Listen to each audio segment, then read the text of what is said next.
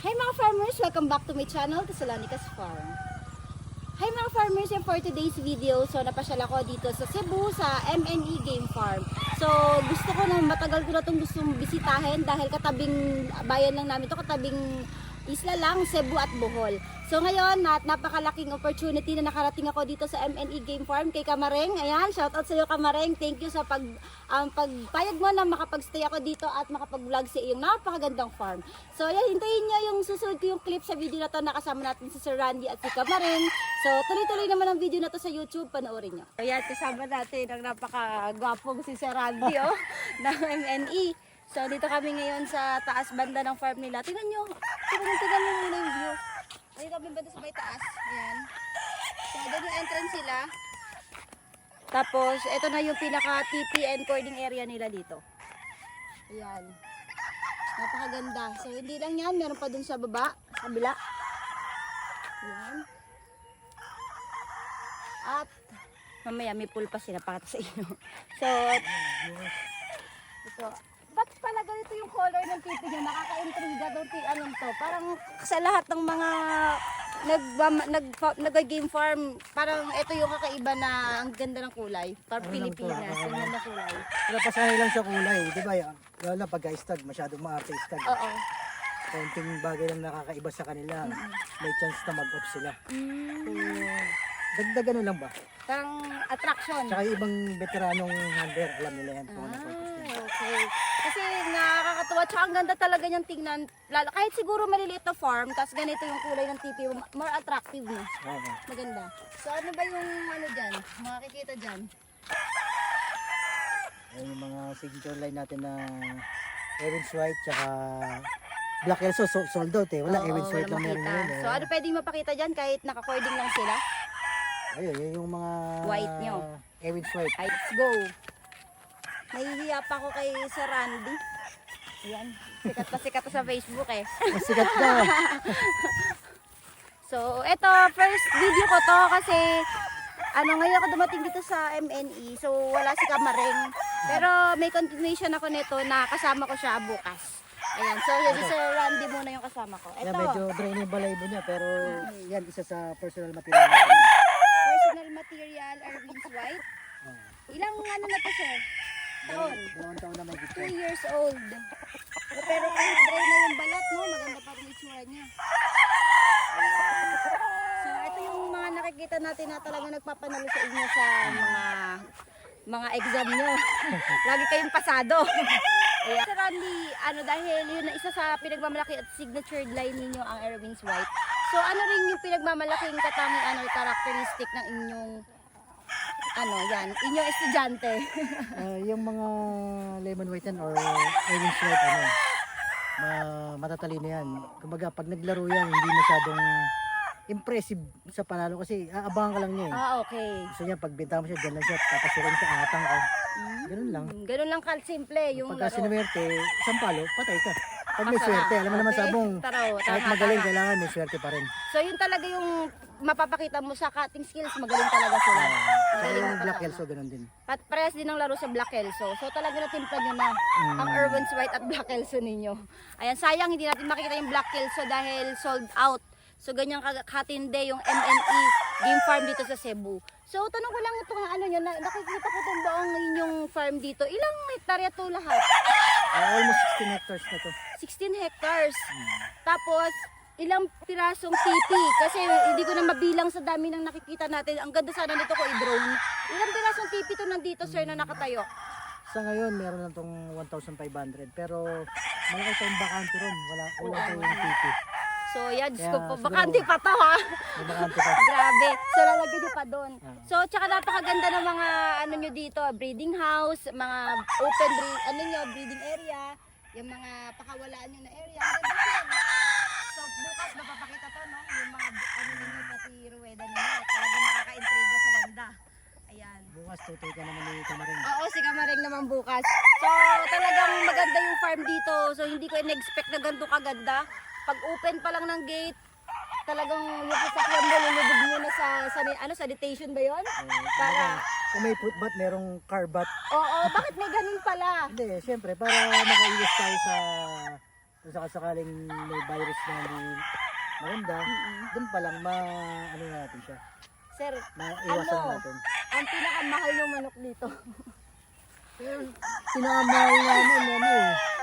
Kailangan ba natin sabihin? Baka sabihin, mayabang tayo. Hindi naman. So, meron ditong pinagmamalaking pinakamahal na manok. I think sobrang mahal nito. Ano ba to, sir?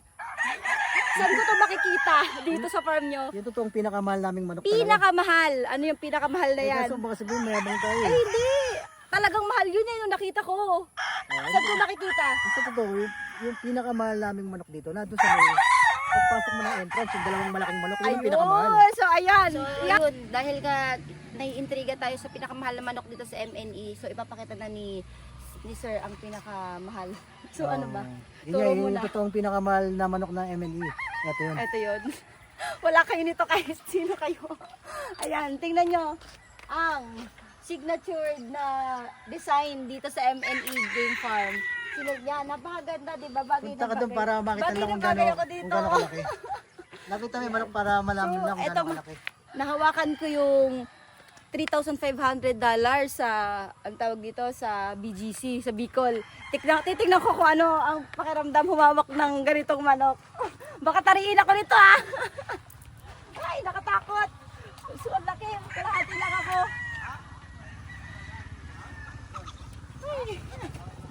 Ito pa isa. Ay! Grabe, ang ganda. Sir, magkano ba to? Huwag yan natin sabihin, baka sabihin, ano tayo.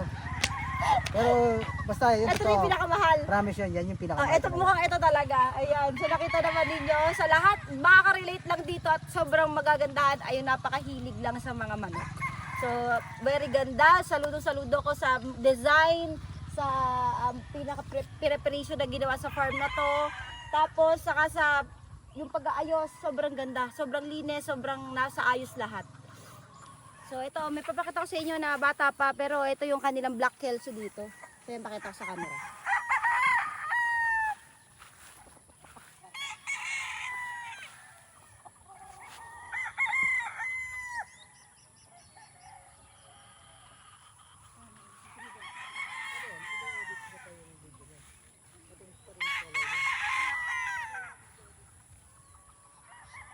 So ito, pure Ewins White ng MNE Game Farm. So pero bata pa, ayan, pakita ko sa inyo. So, sa ilang months na to?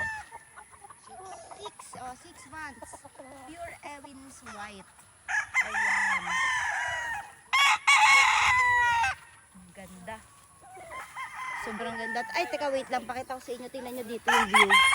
Tingnan nyo yung view dito. Ayan. Sobrang ganda.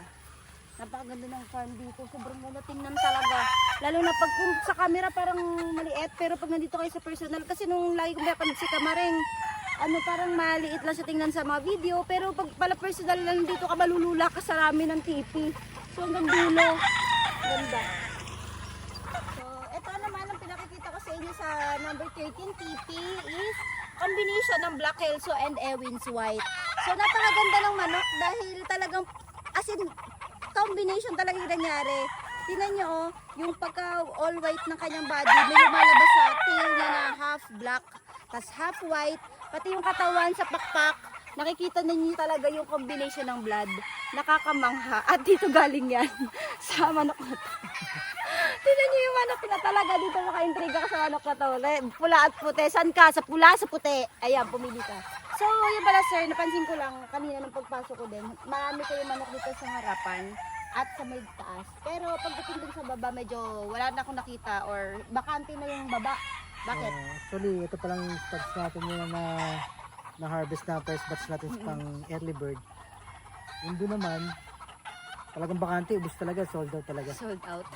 So, laging ganun sa mga farmer na pupunta natin, sold out. So, ito, typically sold out to. Ayan, makikita nyo talaga, walang laman, talagang ubos. Grabe, ganun kalakas talaga yung manok sa industry, no? Sir, ano pala, before ako mag-switch kay Kamaring bukas, pwede akong humingi ng tips po sa inyo para sa mga nagsisimula sa subscriber ko, sana na-inspire sa farm ninyo.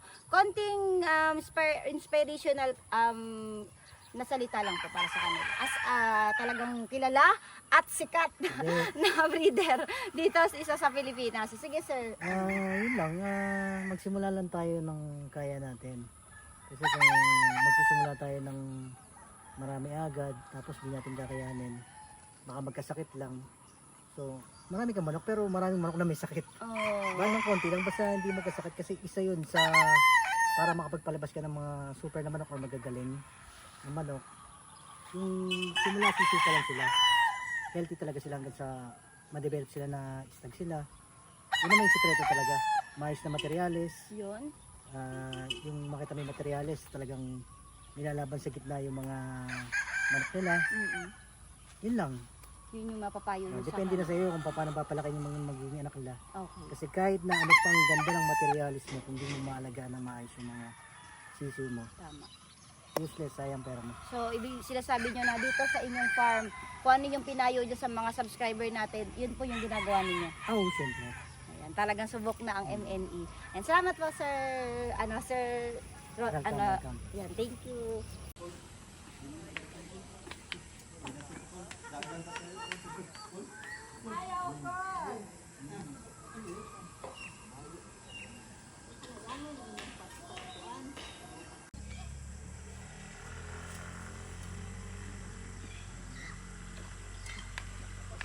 Dito tayo ngayon, dito na si Ma'am Camarang, si Ma'am Yoli. So napaka-generous ng may-ari. Sobrang generous ng may-ari ng MNE magpang may bisita. Tingnan nyo, papakita ko sa inyo yung pagkain dito. So ito yung kanilang visitor lounge dito sa MNE Game Farm. So kita nyo, ganda oh. Ayan yung pinaka TP and cording area nila sa labas. Then dito nila tinatanggap yung mga bisita nila. Meron pa sila dito parang maliit na clubhouse na may mga tilapia dyan. Ayan. So dito nakalagay yung mga trophies na mga na-achieve nilang mga award. Siyempre, ma'am. Hi ka naman! Ayan si Ma'am Yoli. Yan, thank you. Oh, yan. Ito yung mga pagkain. Pakita ko muna sa inyo. Mamaya ako na-interviewin si Ma'am Yoli. Ayan, may mga lobster. May sugpo. May mga calamares. Ayan, so mabubusog ka dito. Sobrang dami. Ayan, hindi mo na mabilang yung mga pagkain. Ayan. Seafood pasta. Seafood pasta. Ngayon pa lang ako makatikim ito So, andito tayo sa very controversial na MNE breeding house. So, ito yung pinaka nag-trending din na isang video ni Camareng na pinakita niya yung kanyang solid na breeding house. Tingnan niyo naman, parang mansion na yung itsura pero manok lang yung nakalagay. Sali ko, pasukin natin. So, yan, mag-sanitize tayo dito. Yan. Tapos, una nyo makikita dito is yung mga grabe upuan. Talaga nakatayo pa yung upuan. Ayan, so ito meron dito mga upuan. Siyempre, ang painting. Ni Ma'am Yoli Ibanez Camareng. Ayan, tingnan mo naman. Talagang siya ang reyna ng MNE Game Farm. Ito, napagod na sa vlog namin. Ayan. Baka ko lang daw. Sige. Ito. Ayan. So, ito yung pinaka na-controversial at talagang na-ano ako dito sa kanyang video. Nandito yung Ayun, incubator. Yes, may mga itlog pang sayang. Wow. May itlog naman. Ipakita mo yung mga Oo, incubator. marami pang itlog. Ayan. Tingnan, napakaraming itlog. Manok, ang MNE pala sa hindi nakakalag ng pangalan ng ibig sabihin is manok ni Elwin. Kaya yun yung ibig sabihin ng MNE. So, ito yung mga incubator din na. Ang dami pakita mo. Puno. Yan. So, dito, pag pupasok na dito, ito na pala muna yung mga incubator area ni Ma'am Jo. Maraming itlog. Ganda, no? Parang office. Ito yung pinto. Samudro kami sa Pawes. Dito And naman, meron naman, ang ating Thunderbird. Thunderbird. Baka naman. Ayan, Enerton. pakita Ano mo. yung basahin mo? Thunderbird. Asan na? Baby Enerton. Stag Booster. Thunderbird Booster. Ayan. Baby Stag Booster. Ayan. Pang sisiw to, pang sisiw. Yun Ito naman. naman sa tilapia. Tilapia. Tate yung aqua pigs. Grabe yung loob. Pwede akong tumira dito. Ayan. Dito naman, chiller. Chiller. Ayan. Dito yung chiller nila pag ini-stack yung mga itlog. Itlog, yan. Ayan, dyan nila nilalagay. Ang itlog. Okay. Ang aking Na, yun, mga nakabalot pa sa tissue. Dito naman tayo. Ayan, ito na yung pinakahinihintay ko. Yung sa video ko lang naman nakita. ay, Pero mga puntahan na natin yun. ay, mga box natin. Oh, mga boxes. Marami. Dito nakalagay. Baka ng mga box. Okay. Wow. Grabe. Ito na. Dito naman, mga pare-parehas ito dito. Ayan. Ang tawag dito, Flying pin. Lion Fest! Ade, Ano? Breathing pin. breeding pin. Kaya nga, breeding house eh. Breeding pen. So, ang tawag dito ay breeding pen. Pero tingnan nyo naman kasolid yung materyales. Oh, aluminum ba itong ganito? Stainless. Stainless! Ayan, stainless. Ayan, may laman pa at ongoing breeding sila. 2 hens in 1 bugka.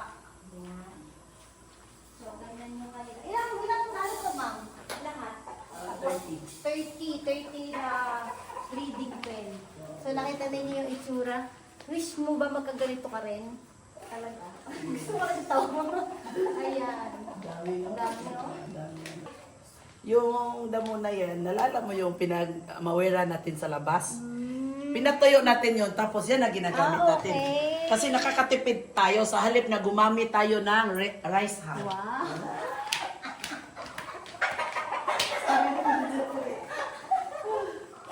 Yan. So, di ba, nakakuha kayo ng tips.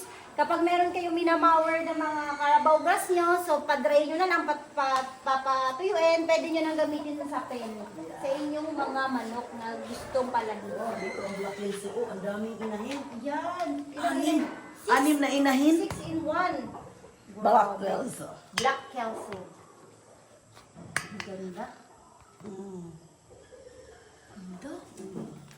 Tapos, naalala mo yung spray natin sa door sa bahay? Opo, ay sa Ayan. taas. Ay, yun. Para hindi ano, yung Makalipad. Oh, yung manok doon. So, parang pwede rin yung kulungan ng tao. Kaya nga, sabi ko, pag hindi na siya magmanok, Kulong ka na lang, oh. Di ba? Parang na siyang, pag Hindi. loko ka dito, pwede pag mo wala kulong. na manok dito, pwede naman aso. Kasi marami kami aso. ang galing. Dog lover kami. Dog lover. Ang dami, puno pala rin, oh. Halas lahat meron. Pero bakong Ay, iti. ito yung white ear. Ah, Yung white ear, oh. ah, Pakita mo yung white ear, yan. mm. Ganda. Hindi, may itlog na, oh. Ang harvestin na rin yan.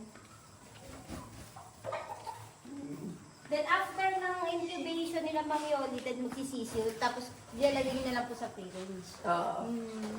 Kasi, silipin natin doon, nandito yung mga lagayan na inahin dyan. Dito po sa dito. Napakalaki. Diba? Kita niyo yan? Breeding season, puno pa rin natin. Ito, Ewin's White ba ito, ma'am? Ito, Ewin's White. Isa sa signature bloodline dito sa MNE. Ewin's White. Ito. Parang ano yung mga manok na sobrang ano sila, hindi stress. Kasi tingnan mo naman ba? Sobrang manok, may stress ka pa ba dito sa tirahan mo? Yan, Ewin's White. Saka malinis talaga dito. Opo. Ito naman ang ating battery cage. Lahat naman yan stainless. Wow. Yung mga ipot niya, pag may ipot siya, nandyan lang sa baba. Pwede na naman yan tanggalin yan kasi mayroong malaking hose dito tapos babagsak sa likod. Battery cages dito. Kasi may mga inahin din dito. Ah, hindi na makita yung ano. Hindi na makita yung bagay na mga 15 din yan. Ah, ito po. Ito, bahay na mga inahin yun. Ah, iyon. Tsaka barn man yun sa taas. Malalaki yan. Ayan, mga bahay na inahin nila dito. Nandyan yung ginigimple ko. Napakadami. Tsaka bantang Sayang, ko gabi dyan. na, hindi na natin Sayang, hindi natin nakita. Pero ito, at least nakita natin ng breeding house nila Ma'am Yoli. Sobrang ganda dito. At saka dyan sa likod, hospital ng manok. Pwede po ba mag-apply na akong trabaho taga dito? Dito naman, nandito yung ating mga Nandito yung ating mga... Pwede na tayo dito. Nandito yung ating mga gwapong broad. Mga broadcast nila na ano sa likod, meron din. Tinago sa gilid. Yung mga broadcock yan. Tapos sa Ito, likod, ma'am. ano ng isda? Ay, okay. Fiber yan. Tapos dyan sa likod, ospital ng manok. Tapos reservoir naman doon. Kasi hindi tayo nakakaman talaga ng Ay, may dragon fruit din yan, kayo. dragon fruit. Uy, galing to Bulacan mga dragon fruit ko. Yung mga variegated dragon fruit sa Bulacan. So, yung pala Sir Randy, magkano pala yung mga presyuhan nyo ng manok dito? Pure lang and pullets yan. Para ano, tsaka sa- mga battle cross. Sa mga battle stag natin, ang presyo is 8,000 yung mga battle. 8,000. Ang bull stag 12K. Mm-mm. Ang cock is 15. Doon naman sa mga breeding materials natin, ang brood stag is 30,000. Okay. Tapos yung mga pullets, 15. 15 pure. So, yun, ang mga presyuhan dito sa MNE. So, if ever kayo po ay interested, contact nyo na lang si Sir Randy. Yung number niya nasa description box. Sir Randy, pwedeng tumawag sa iyo if ever may mga gustong mag-inquire o bumili. Pwede naman sa messenger ko, tsaka din sa personal number ko, Okay. sa 0968-883-7777. Ayan, so very quality yung mga manok nila dito at farm pa lang, Diyos ko, itsura pa lang ng farm nila, hindi pa ba ito magbibigay ng mga quality manok? Hay, naku kayo! So, yan mga farmers, ito yung continuation ng aking video kahapon dahil ngayon dumating na si Kamareng! Ayan! So, kumain kami kanina ng lunch dito at napakadaming pagkain na hinanda. So, pinakita ko naman yan kanina sa inyo. Ma'am, thank you po na pinabisit niyo ako dito sa farm. Mag-hi ka naman sa mga subscribers natin dyan! Ayan! Follow niyo si Ma'am Yoli dahil si Kamareng dahil napakabait po niya at talagang napakaganda ng farm nila dito sa Cebu. So makita niyo dito, nakita niyo yung ganda ng farm. So lahat naman pinakita ko sa inyo yung mga establishments nila dito, swimming pools, breeding house. So wala kayong masasabi, talagang high quality lahat. Ayan.